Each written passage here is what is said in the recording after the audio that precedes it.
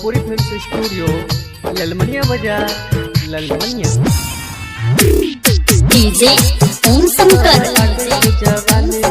परसा खरभिंडा। छौरी सूट सलवार पहिरे टॉप गे टॉप गे टॉप गे। छौरी सूट सलवार पहिरे टॉप गे तोहर लागे छौ जवानी लॉलीपॉप गे। तोहर लागे छौ जवानी लॉलीपॉप गे लागे छौ जवानी लॉलीपॉप गे। तोहर करई छौ सामान लपालप गे तोहर लगई छौ जवानी लॉलीपॉप गे। तोहर लगई छौ जवानी लॉलीपॉप गे टॉप गे टॉप गे। तोहर लगई छौ तोहर लगई छौ तोहर लगई छौ जवानी डीजे ओम शंकर परसा खरभिंडा। करबो बराई के ते जवानी के तोरा नहीं छोगे छौरी तोरा कोनो नहीं जोरा नहीं छोगे छौरी तोरा कोनो नहीं जोरा। करबो बराई के ते जवानी के तोरा नहीं छोगे छौरी तोरा कोनो नहीं जोरा कोनो नहीं जोरा।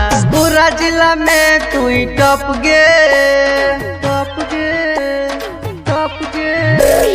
पूरा जिला में छे टॉप गे तोहर लागे छौ जवानी लॉलीपॉप गे।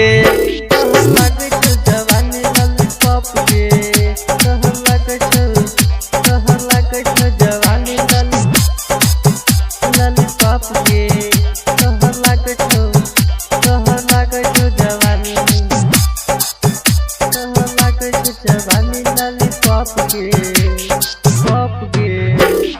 डीजे ओम शंकर परसा खरभिंडा। किल को बॉडी तोहर करो कस मस गे ठोपे ठोपे होठवा से चूबै छौ रस गे चूबै छौ रस गे चूबै छौ रस गे।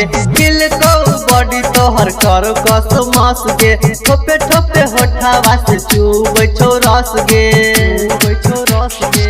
कहो राइटर बउआ भेलो चकाचक गे चकाचक गे चकाचक गे।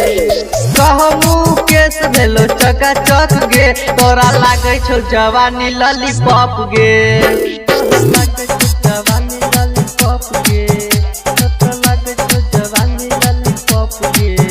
छौरी सूट सलवार पहिरे टॉप गे तोहर लागे छौ जवानी लॉलीपॉप गे।